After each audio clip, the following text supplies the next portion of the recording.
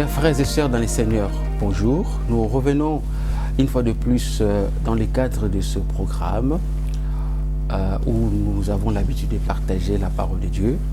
Aujourd'hui, ce que le Seigneur a déposé dans mon cœur s'intitule de la manière suivante.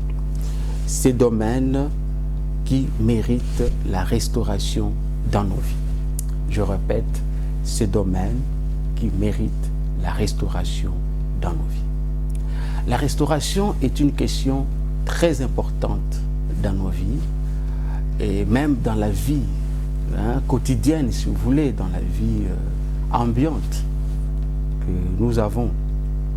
Parce que de temps en temps, elle intervient. Et nous avons besoin, je pense, de bien la comprendre. Mon texte d'aujourd'hui que je voudrais partager sur la restauration, il s'agit de 2 Rois, chapitre 2, verset 19 au verset 22. La Bible dit ceci.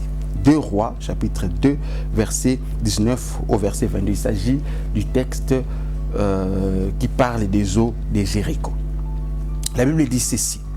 Les hommes de la ville dirent à Élisée, le séjour de la ville est bon, comme le voit mon Seigneur, mais l'eau est mauvaise, et dans le pays, c'est la stérilité. Il dit, apportez-moi un plat neuf et mettez-y du sel. Ils le lui apportèrent. Il sortit vers la source de l'eau, il jeta du sel et dit, ainsi parle l'Éternel, j'ai assaini cette eau, il n'en proviendra plus ni mort ni stérilité. L'eau fut assainie jusqu'à ce jour, selon la parole qu'Élisée avait prononcée. Oh, c'est un texte fabuleux. J'aimerais le relire. Il n'y a pas beaucoup de versets. J'aimerais le relire parce que je trouve que c'est très intéressant. Je relis les textes. 2 Rois, chapitre 2, verset 19 à 22. La Bible dit ceci. Les hommes de la ville dirent à Élisée, le séjour de la ville est bon, comme le voit mon Seigneur, mais l'eau est mauvaise. Le séjour de la ville est bon, mais l'eau est mauvaise. Comme le séjour de la ville est bon, comme le voit mon Seigneur, mais l'eau est mauvaise. Et dans les pays, c'est la stérilité. Il dit, apportez-moi un plat neuf et mettez-y du sel. Ils le lui apportèrent. Il sortit vers la source de l'eau. Il jeta du sel et dit, ainsi parle l'Éternel, j'ai assaini cette eau, il n'en proviendra plus ni mort, ni stérilité. L'eau fut assainie jusqu'à ce jour, selon la parole qu'Élisée avait prononcée. Je disais tout à l'heure que, en prenant ces textes, je vais développer donc des éléments sur la restauration, parce qu'il s'agit de la restauration ici. Mais avant d'aller plus loin, je voudrais parler de la prière. Parce que la restauration est une matière concernée par la prière. Et l'élément qui va me permettre de parler de ça, ici, c'est l'eau. La problématique de l'eau dans la Bible. Vous savez, lorsque nous lisons la Bible, particulièrement l'Ancien Testament, nous verrons que chaque fois que l'eau a posé problème dans la Bible, ces problèmes peuvent être catégorisés en 2. Ou ces problèmes peuvent être mis dans 2 modèles différents. Le premier modèle, parce qu'ici, je dis bien, il s'agit de l'eau, de Jéricho, qui avait un problème. Le premier modèle, c'est à partir de là que je parle donc des problèmes de l'eau. Le premier modèle, c'est que on a dans les récits bibliques des situations où l'eau pose problème parce que l'eau manque, l'eau est absente. L'eau pose problème parce que l'eau est absente. C'est le cas des eaux de Mériba, que nous pouvons lire dans Nombre chapitre 20, versets 1 à 13. Lorsque nous lisons ces textes, on nous parle de Moïse et des enfants d'Israël. Ces derniers avaient soif, ils n'avaient pas d'eau, ni pour eux, ni pour leurs brebis. Ils vont se révolter. Et Moïse et Aaron vont aller vers l'Éternel dans la tente d'assignation. Celui-ci, donc le Seigneur, va dire à Moïse, prends ton bâton, rassemble les enfants d'Israël, présente-toi devant le rocher et tu parleras au rocher. Moïse vient, on connaît l'histoire, il ne parle pas, il frappe 2 fois le rocher et l'eau a jailli du rocher. Donc, et puis d'ailleurs, vous savez que c'est là que Moïse a reçu sa punition, cela a valu une punition à Moïse selon laquelle il ne devrait pas entrer en Canaan. Donc ici, nous sommes en face d'une situation où l'eau manque et qu'il faut faire venir l'eau, si vous voulez. Il faut découvrir l'eau. Il faut peut-être aller vers l'eau, là où se trouve l'eau. Première situation. Vous avez également un autre exemple que je vais donner, toujours sur ce modèle. C'est l'exemple d'Agar, dans Genèse chapitre 21. Lorsque Agar est renvoyée de chez Abraham, Abraham lui donne une cruche d'eau. Agar est avec l'enfant, il donne une cruche d'eau, il lui donne également un pain, du pain si vous voulez. Pas forcément un pain, mais il donne du pain. Alors Agar va dans le désert et après un moment donné, l'eau s'épuise et voilà, elle trouve que son enfant risque de mourir, ne voulant pas voir la mort de l'enfant, elle dépose l'enfant quelque part et puis voilà. Et puis après, le Seigneur lui apparaît en lui disant que j'ai écouté, enfin la Bible dit, Dieu a écouté la voix de l'enfant. Et il va lui ouvrir les yeux pour découvrir, pour voir un puits d'eau. Elle va puiser de l'eau, elle va donner à son enfant. Ces 2 exemples nous montrent donc ces cas où l'eau a manqué. Un autre modèle où c'est l'eau qui se pose, c'est le modèle de Mara. Toujours au désert, les enfants d'Israël, donc premier exemple, les enfants d'Israël sortent de l'Égypte, ils arrivent dans un lieu qu'on appelle Mara. Là, ils trouvent l'eau. L'eau est là. Mais seulement que cette eau est impropre à la consommation.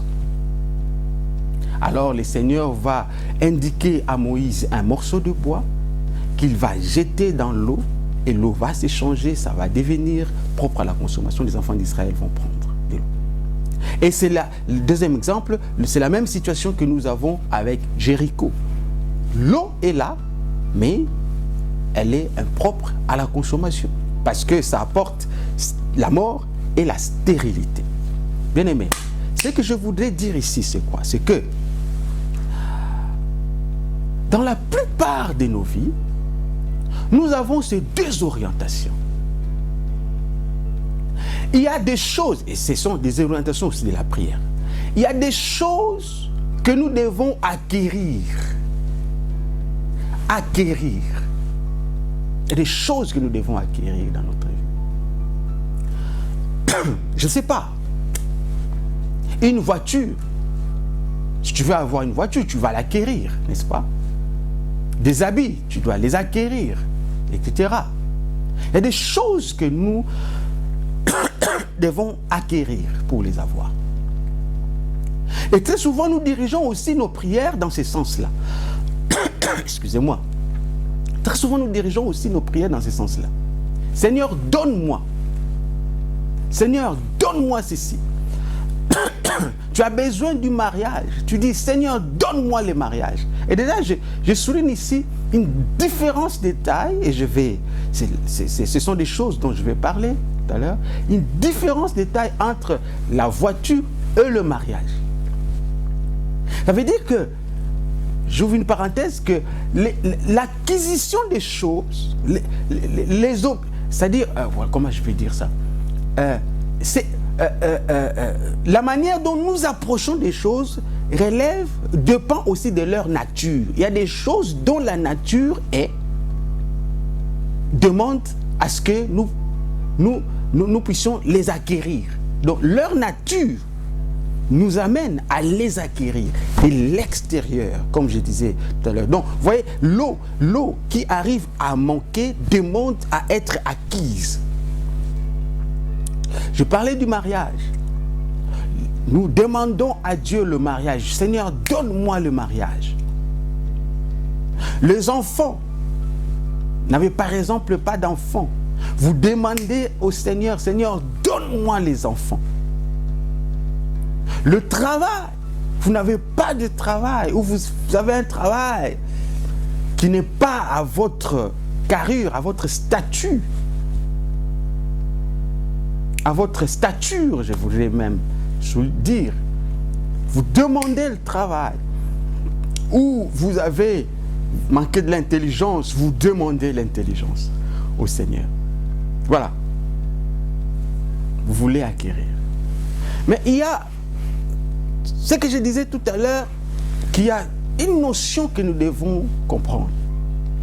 À partir de la notion de la restauration, nous comprenons qu'il y a des choses dans la vie qui ne demandent pas d'être acquises. Mais ce sont des choses qui demandent d'être restaurées. Ce sont des choses qui demandent d'être rétablies. Alors, si dans nos prières, nous demandons, nous orientons nos prières dans le sens de l'acquisition, alors que nous devions réclamer la restauration, c'est là que posent parfois les petits soucis. Nous n'arrivons pas à voir les choses parce que nous demandons mal, comme Jésus lui-même le dit. Vous demandez, vous ne recevez pas parce que vous demandez mal. D'ailleurs, vous venez d'entendre ce que j'ai dit. L'acquisition des choses qu'on doit acquérir demande que nous les demandions. Hein? Demande que nous les demandions. Tu vas demander la voiture. Tu vas demander ceci. Donc, il y a même une différence au niveau de la méthode, de la manière d'approcher ces choses, si vous voulez. Nous demandons des choses à acquérir. Mais des choses qui ont besoin de la restauration ne demandent pas parfois, c'est-à-dire ne relèvent pas parfois d'une demande. Seigneur, donne-moi. Non, non, non, non, non, non. Les choses qui relèvent de la restauration requièrent parfois la réclamation. Il faut réclamer la revendication. Pourquoi? Parce que je vais le dire tout à l'heure. Donc, cette deuxième catégorie, c'est ce que nous voyons dans les eaux qui sont dans la ville. Les eaux qui sont là, dans le lieu. Mais qu'est-ce qui manque? Ce qui manque, c'est que l'eau est impropre à la consommation. Revenons un peu sur Jéricho. Quand nous prenons ce texte de Jéricho, c'est comme cela que je l'ai lu 2 fois. Les hommes de la ville disent à Élisée, le séjour de la ville est bon, comme le remarque mon Seigneur. Mais l'eau est mauvaise. Pourquoi je parle de réclamer? Pourquoi je parle de revendiquer? Vous savez, dans l'ancien temps, même aujourd'hui, nous continuons à vivre cela. Quand l'homme se déplace pour aller s'installer quelque part, il y a au moins un élément qui guide les déplacements de l'homme. Ce sont le point d'eau. L'homme ne va généralement pas s'installer là où il n'y a pas de point d'eau. Seigneur. Cela veut dire ceci. C'est lorsque l'homme trouve un point d'eau qu'il peut aller s'installer là. Cela veut dire que, encore, l'eau attire la présence de l'homme dans un lieu, dans un espace donné. L'eau attire la présence de l'homme dans un lieu, dans un espace donné. Ici, lorsque nous revenons sur Jéricho, qu'est-ce qui se passe? C'est que Jéricho est là, c'est une ville. Les gens sont là. Ils vivent. Il est fort possible que cette ville a été choisie parce qu'il y avait l'eau là-bas. Parce qu'il y avait l'eau là-bas. Et même, une parenthèse, je dirais même pour Cana, lorsque le Seigneur dit aux enfants d'Israël, vous ferez monter de ces pays vers un pays où coule les lait et les miel, coule les lait et les miel. C'est-à-dire, ce sont les conditions du pays, ce sont les conditions du pays, entre autres, qui incitent Dieu à choisir ces lieux-là pour son peuple. Ça revient un peu à ce que je disais tout à l'heure. C'est parce qu'il y a l'eau quelque part que le peuple, que l'homme peut aller s'installer. Donc on peut supposer qu'à Jéricho, il y avait l'eau. Et maintenant, l'eau est là. Les gens sont venus s'installer. Et maintenant, l'eau ne donne plus. C'est qu'il y a un problème. J'ai parlé de la réclamation ici et de la revendication pour dire que puisque l'eau doit être une expérience inhérente à la vie humaine, à l'installation de l'homme, puisque la présence de l'eau attire l'homme. Alors, si vous arrivez dans un lieu où il n'y a pas d'eau, c'est dans votre droit de réclamer l'eau, parce que là où vous êtes, je ne sais pas si je me fais comprendre, là où vous êtes, là où vous vous installez, il faut que l'eau soit là. Je ne sais pas si je me fais comprendre. Donc les enfants, les gens de Jéricho étaient dans leur droit de réclamer une bonne eau parce qu'ils étaient là. Sinon, ils devraient déserter les lieux. Voilà pourquoi la restauration devrait s'opérer. La restauration devrait s'opérer. Rappelez-vous de Jéricho. Lorsque Josué entre à Jéricho, il y avait un sort qui était jeté sur Jéricho. Un sort qui va être élevé plus tard dans le livre des rois. C'était un pays, à un moment donné, ça ne devrait pas bien fonctionner parce qu'il y avait un sort. Mais là où il y avait ces sorts, là où il y avait le problème, ce peuple avait droit à la restauration. Leur eau. Donc, il y a des choses, bien aimés, que nous cherchons dans nos vies. Il y a des prières que nous faisons. Nous devons plutôt prier dans le sens de réclamer ce qui vous appartient. Dans le sens de réclamer ce qui vous est dû. Ce qui vous est dû. Je vais continuer à donner des exemples. Je rappelle que je suis en train de parler de ces domaines qui méritent d'être restaurés.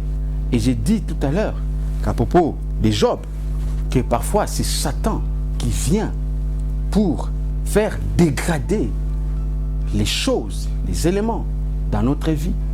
Et cela mérite d'être restauré. Ça mérite d'être restauré. Donc, la restauration, maintenant je peux donner, je vais venir sous ma définition ici, consiste à rétablir, consiste à renouveler ce qui a été dégradé. Mais ce qui a été dégradé là, c'est quelque chose qui appartient à l'homme. C'est à quoi l'homme a droit. Oh, je ne sais pas si je me fais comprendre. C'est à quoi vous avez droit. Lorsque elle est dégradée, lorsque il est dans un état où il ne fonctionne plus normalement, vous avez droit d'expérimenter sa restauration. Sa restauration. Donc, dans la plupart de nos besoins, nous devons faire la part des choses. Je vais bientôt finir. Il y a au fait, en réalité, parfois deux besoins qui se présentent en nous. Dans nos problèmes, les problèmes que l'homme vit, les problèmes que vous affrontez, les problèmes que vous rencontrez, il faut savoir que ces problèmes peuvent être catégorisés en deux situations, ce que j'appelle ici les deux besoins. Il y a des problèmes qui ont besoin, dont la satisfaction va être liée à une acquisition. Acquisition. Vous devez acquérir quelque chose. Lorsque le besoin demande une acquisition, priez le Seigneur dans le sens de l'acquisition. Mais il y a des choses qui ne demandent pas seulement l'acquisition, mais qui demandent la restauration, le rétablissement dans vos droits. Et aujourd'hui, je suis en train de t'inviter vraiment à te réveiller. Je suis en train de t'inviter vraiment à une révolte, si vous voulez, pour connaître la restauration. Je vais donner, j'avais cité ici 3 exemples, donc le domaine du mariage, le domaine de la maternité, le domaine du travail, de l'emploi, le domaine de l'intelligence. Je vais revenir sur ces 3 éléments pour montrer comment ces 3 domaines sont éligibles à la restauration. Pour dire par exemple que peut-être que parfois quand tu pries pour le mariage, toi tu te concentres sur l'acquisition du mariage, alors que tu devais te concentrer sur autre chose, la revendication, la restauration. Peut-être que quand tu pries sur la maternité, toi tu te concentres sur l'acquisition de la maternité, comme si c'est quelque chose que tu dois prendre de l'extérieur, alors que tu devrais plutôt t'orienter vers la restauration de la vie de quelque chose qui est en toi. Et ainsi de suite pour l'emploi et pour l'intelligence. Mais avant de donner des exemples sur ces 4 domaines, et la liste n'est pas exhaustive, il y a beaucoup d'autres domaines, je m'en vais présenter un élément qui concerne l'homme, la réalité de l'homme. J'avais déjà commencé à évoquer ça avec Adam, et je vais terminer ce que j'avais déjà évoqué. Bien-aimés, quand je disais ici que certaines choses ne demandent pas l'acquisition, il y a beaucoup de gens qui prient pour acquérir des choses qu'ils ont déjà en réalité. C'est ça le drame. Vous demandez, vous passez du temps dans la prière pour acquérir des choses alors que vous les avez déjà. En fait, le problème de ces choses, ce n'est pas le problème de l'absence, mais c'est plutôt le problème que ces choses sont là, mais elles connaissent une dysfonction, comme l'eau de Jéricho et l'eau de Mara. Voilà où je voulais en venir. Alors il faut réorienter la prière. J'ai dit ceci. Beaucoup de gens passent du temps à chercher à acquérir quelque chose, comme si la chose devait provenir de l'extérieur, qu'il n'a pas. Alors qu'en réalité, le problème qu'ils ont, ce n'est pas l'absence de la chose, mais c'est plutôt la restauration, parce qu'ils ont déjà la chose. J'insiste ici pour dire que le fait de savoir ces choses vous permet de mieux prier. Je donne cet élément que je voudrais souligner, après je reviens sur mes 4 exemples, mes 4 domaines. Je parle d'Adam. Lorsque Dieu crée l'homme, Dieu a créé l'homme en lui dotant de tout ce dont il a besoin pour accomplir sa mission. Il lui dit, multipliez-vous. Il leur dit, multipliez-vous, remplissez la terre, etc. Je disais tout à l'heure, il leur donne même la nourriture. Ce qu'ils doivent manger, il prévoit cela. Il les place dans les jardins d'Éden. Vous comprenez un peu? Et l'homme vivait comme ça. À un moment donné, il s'est posé un besoin chez l'homme. Dieu a remarqué un besoin. Il dit, ah, il n'est pas bon que l'homme soit seul. Donc il a remarqué que l'homme était seul. Je rappelle ici que pour créer l'homme, Adam, Dieu a dû fabriquer, a dû façonner la terre. Et il a insufflé un souffle sur l'homme. Et l'homme est devenu un être vivant. D'ailleurs, c'est cette expression-là, être vivant, devenir un être vivant, qui est intéressant ici à souligner. Quand vous êtes un être vivant, c'est-à-dire que vous avez les capacités de pouvoir arriver à remplir votre mission.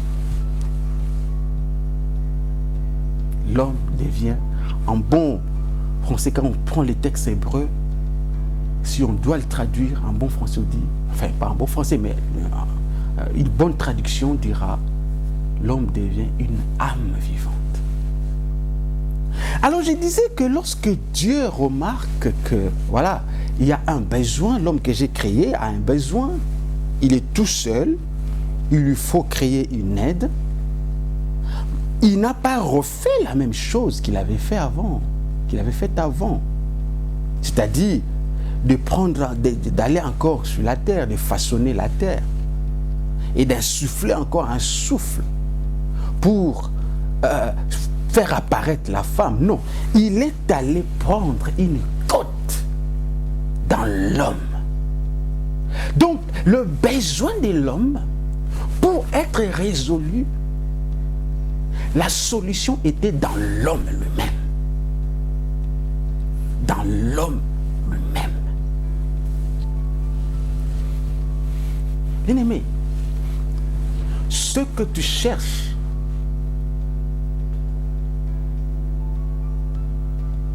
peut-être qu'elle ne se trouve que cette chose en vous. Et il faut restaurer. Il faut l'activer, simplement. Il a pris la côte de l'homme. Avec ça, il va fabriquer, c'est ça, hein, si on traduit le mot en français, il va fabriquer, façonner la femme. À partir de cet élément, maintenant, je reviens sur mes exemples. Première chose, le domaine de mariage. Lorsque toi, tu cherches à acquérir le mariage comme quelque chose qui vient de l'extérieur, que tu n'as pas. Parce que vous savez, j'insiste ici, le problème, c'est beaucoup plus l'orientation, l'idée que vous avez. Quand vous priez, quand vous cherchez quelque chose, quelle est l'idée qui vous anime? Vous cherchez à acquérir quelque chose. Seigneur, donne-moi les mariages. Seigneur, donne-moi les mariages. Mais attendez, le mariage est un domaine qui concerne la relation entre l'homme et la femme. Ok? Dans le mariage, c'est un domaine qui concerne la relation entre l'homme et la femme. Dans le mariage, il y a donc, il faut que l'homme et la femme puissent se rencontrer, etc., etc. Et parmi les préalables du mariage, il y a l'attraction, l'attirance. L'homme doit attirer la femme, par exemple, ou la femme doit attirer l'homme, etc. Alors dites-moi, je pense qu'il n'y a aucune jeune fille, si je prends la femme dans l'âge jeune, quand elle est encore jeune, il n'y a aucune jeune fille qui ne peut pas attirer un homme. Qu'une jeune fille. Lorsqu'une jeune fille passe quelque part, elle attire. Dans la rue, dans la maison, etc., etc. Donc l'attraction, cette force attractive, cette force d'attraction est liée à la femme. Or, cette force d'attraction, mais c'est ça un des préalables du mariage. Donc, ça signifie que lorsque vous êtes addict et que vous cherchez le mariage, il faut comprendre que le mariage est d'abord en vous. Parce que vous en avez les indices. Vous en avez les indices. Donc, pour revenir, coller ce que je disais à propos de Job, il est possible que, en fait, quand vous demandez le mariage, en fait, en réalité, puisque vous n'avez pas le mariage, vous êtes en âge, vous voulez avoir le mariage, il est possible que quand vous demandez le mariage, en fait, vous demandez quelque chose que vous avez déjà, mais qui a été dégradé ou qui connaît une certaine dysfonction. L'eau de Jéricho, l'eau des marins, qui connaît une certaine distinction. Ceci doit réorienter les choses, la façon de prier, pour revendiquer. Bien-aimé, lorsque vous n'avez pas encore acquis quelque chose, vous pouvez aller la chercher. Mais la chose qui vous appartient, vous devrez la réclamer. Et puisque ça vous appartient, ça vous a appartenu une fois, il y a la grande probabilité que ça vous revienne. C'est comme cela que je suis en train de dire à certaines personnes ici que votre cas de mariage, lorsque vous priez pour votre cas de mariage, sachez qu'en fait, il est peut-être question d'un certain dysfonctionnement. D'un certain dysfonctionnement. Il est peut-être question d'une dégradation et qu'il faut réclamer. C'est ça la restauration. Restaurer le mariage dans votre vie. Restaurer le potentiel du mariage. La restauration va ensemble avec le potentiel. Quand nous parlons de la restauration, il ne faut pas penser que non, la restauration, d'abord vous avez une maison, la maison est partie, après la maison, restaurer la maison, c'est-à-dire il faut d'abord avoir la maison pour que la maison revienne, c'est-à-dire vous avez une maison, après, non, la restauration concerne, c'est ça ce que je voulais vous dire, la restauration concerne votre potentiel. Pour savoir que vous avez droit à la restauration, regardez votre potentiel. Vous êtes une femme. Vous avez le potentiel du mariage. Vous avez le potentiel, j'insiste, vous avez le potentiel du mariage. Pensez seulement à cette attraction que vous exercez sur les hommes, sans le vouloir. Mais c'est ça le potentiel du mariage. Je suis en train de prier le Seigneur. Je voudrais que toi, là où tu es, si tu as un problème du mariage, je veux que ce potentiel se révèle. Et là où il y a des choses qui se sont dégradées, que vous puissiez retourner, que vous puissiez revoir vos histoires, vos choses, parce que vous en avez le droit. Le potentiel de la restauration. Le potentiel que vous avez. Je prends un deuxième exemple. Je vais bientôt finir sur la maternité. Nous demandons la maternité. Seigneur, donne-nous la maternité. Seigneur, donne-nous la maternité. Lorsque nous prions, il ne faut pas être focalisé toujours, parfois sur quelque chose que vous devez acquérir, qui doit venir de quelque part. Non. Vous avez un potentiel de la maternité. Et il faut simplement l'activer. Pour ceux qui cherchent la maternité. Je vais aller un peu plus loin. Qu'est-ce qui fait que je n'ai pas vu je n'ai pas vu jusqu'ici un enfant, une petite fille ou un garçon, ce que je vais dire des petites filles, des filles, je l'ai dit aussi des garçons, naître sans ses organes de reproduction. Vous avez déjà vu un enfant, une fille naître sans utérus? sans les ovaires, ou que si ça doit se développer plus tard dans son processus de croissance, c'est que ça ne se développe pas. Vous avez déjà vu, est-ce qu'on a déjà entendu, je ne sais pas, je vais chercher ça, est-ce qu'on a déjà entendu des récits où chez cette femme-là, l'utérus ne s'est pas développé depuis la naissance, depuis l'enfance, ou chez ce monsieur-là, ceci ne s'est pas répondu. Bien aimé, Dieu a pris soin que avant, même lors de votre conception, de faire en sorte que ces organes de reproduction se retrouvent dans vous. Dites-moi un exemple, dites-moi, je pose une question. Quel est le rôle principal de l'utérus dans le corps d'une femme? Je ne suis pas médecin. Je ne sais pas si l'utérus fait autre chose que le fait de garder l'enfant. Là où l'enfant doit être pour assurer sa croissance dans le ventre. C'est possible que l'utérus fait aussi autre chose. Mais je pense que la fonction de recevoir l'enfant, c'est pas la fonction principale de l'utérus, mais au moins l'une de ses fonctions principales. Alors pourquoi Dieu doit se donner toute la peine de placer ça dans votre corps avant même que vous soyez né?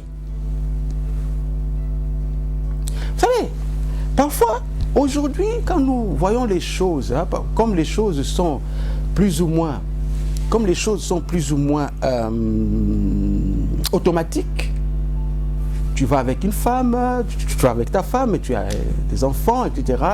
Nous n'évaluons pas, nous n'apprécions pas le travail que Dieu a abattu en créant le monde et en créant l'homme. Nous n'apprécions pas ça. Parce que nous ne voyons pas... Bien-aimé, Dieu est tout puissant. Dieu est capable de faire venir quelque chose à partir d'un rien et en un rien de temps. D'ailleurs, il a dit que la lumière soit, la lumière est arrivée. Dieu est tout puissant. Donc même le monde là, il pouvait le créer comme ça. Mais Dieu a pris son temps pendant 6 jours pour travailler. Oh, Dieu a travaillé, vous imaginez. Il a fait, prenons 6 jours, aujourd'hui nous comptons les jours, un jour contient 24 heures, un jour à 24 heures, 24 heures fois 6, il a travaillé. C'est-à-dire il s'est concentré sur des choses. Dieu a travaillé au préalable. Et lorsqu'il crée l'homme, il travaille au préalable. Bien aimé, vous voulez me dire que Dieu a travaillé pour mettre un utérus dans votre vie pour qu'après, cet utérus-là ne donne pas ce pourquoi il a été mis là-bas? Non. C'est ça le potentiel que vous avez. C'est ça le potentiel que vous avez. Les organes de reproduction que vous avez là constituent le potentiel. Et lorsque vous n'avez pas d'enfant, c'est que ça veut dire que ça ne fonctionne pas. Il y a une dysfonction quelque part. Donc il faut le restaurer. J'appelle, je revendique la restauration maintenant dans ta vie, dans la vie de toutes les femmes qui cherchent des enfants. Parce que vous avez le potentiel. Donc vous comprenez que quand nous cherchons à acquérir des enfants, c'est bien. C'est bien. Mais aussi, il faut de temps en temps présenter au Seigneur ce potentiel qu'il a lui-même mis en vous. Troisième chose, le travail, l'emploi. Des gens cherchent du travail, ils vont ici et là, chercher du travail, c'est très bien, il faut chercher du travail. Mais si dans notre pensée, nous pensons que, parce qu'il y a beaucoup de gens qui sont arrivés à ces conclusions, le travail n'est pas fait pour eux. Ou bien, il ne trouvera jamais un bon travail, un travail qui lui correspond. Non, c'est pas ce que je comprends lorsque je lis la Bible. Quand je lis la Bible, je comprends autre chose. Ce que je comprends quand je lis la Bible, c'est que le travail est inhérent à l'homme. D'ailleurs, le travail, Dieu a placé le travail dans l'homme avant même la chute. Dieu a parlé du travail à l'homme avant même la chute. Le travail, c'est un peu comme la procréation. Hein. Quand Dieu dit à l'homme et à la femme, multipliez-vous, etc., il le place au jardin d'Éden, et même plus tard, lorsqu'ils vont sortir du jardin d'Éden, pour le cultiver. Le travail est inhérent à l'homme. Ne vous arrive-t-il pas que lorsque vous ne travaillez pas, même pour le paresseux, lorsqu'il ne travaille pas, il sente que ça ne va pas? Le corps aime bien bouger, aime bien travailler. Donc, le travail fait partie de votre potentiel. Ah, un bon travail. Pas seulement le travail fait partie de votre potentiel, mais un bon travail. Parce que la Bible ajoute ceci. L'ouvrier mérite son salaire. Il y a des gens qui sont là, ils vivent, ils travaillent mais ils n'ont pas de salaire. C'est anormal. Parce que l'homme est appelé à travailler. Et lorsque vous avez ce genre de choses, c'est que peut-être que l'ennemi est passé par là. Job, vous êtes un cas de Job. L'ennemi est passé parce que c'est un domaine qui concerne la restauration, le travail. Ça doit être restauré. Ça doit être restauré. Et enfin, je prendrai l'exemple seulement de l'intelligence pour les étudiants, ceux qui étudient, ceux qui ont des problèmes à l'école. Je n'irai même pas très loin. Je dirais simplement que le cerveau, parce que les socles, les sièges de l'intelligence, c'est le cerveau qui permet de réfléchir, de penser, etc. Le cerveau, vous ne l'avez pas recherché. C'est Dieu qui a mis ça là dans votre tête. Et si Dieu a mis le cerveau dans votre tête, c'est pour que ça fonctionne. C'est pour que ça fonctionne. Vous devez avoir l'intelligence. Lorsque ça ne fonctionne pas, il y a un problème. Peut-être que l'ennemi est passé par là. Et c'est aussi un domaine qui est éligible à la restauration. J'ai parlé de 4 domaines pour montrer que nous avons des domaines dans notre vie qui méritent la restauration. Le mariage, c'est un domaine qui mérite la restauration. La maternité, c'est un domaine qui mérite la restauration. L'emploi, c'est un domaine qui mérite la restauration. L'intelligence, c'est un domaine qui mérite la restauration. Il y en a encore beaucoup d'autres dont je n'ai pas parlé ici. Alors, bien aimé, la restauration, c'est un droit. C'est ce que j'ai dit tout à l'heure. La restauration, c'est un droit. Vous devez être restauré parce que c'est de votre droit d'être restauré. Cherchez cela. Revendiquez auprès du Seigneur la restauration. La restauration consiste à rétablir les choses qui ne fonctionnent plus. La restauration consiste à renouveler ce qui a été perdu, à retrouver même ce qui a été perdu. Tout ce que vous avez, tout ce qui vous concerne, vous devez les retrouver. Et je terminerai par dire que j'ai encore dit que lorsque Dieu a créé l'homme, il a doté de tout son potentiel pour arriver à remplir sa mission, ce qu'il doit faire. Bien-aimé, tu as le potentiel pour faire cela. Nous allons nous retrouver très prochainement par l'amour du Seigneur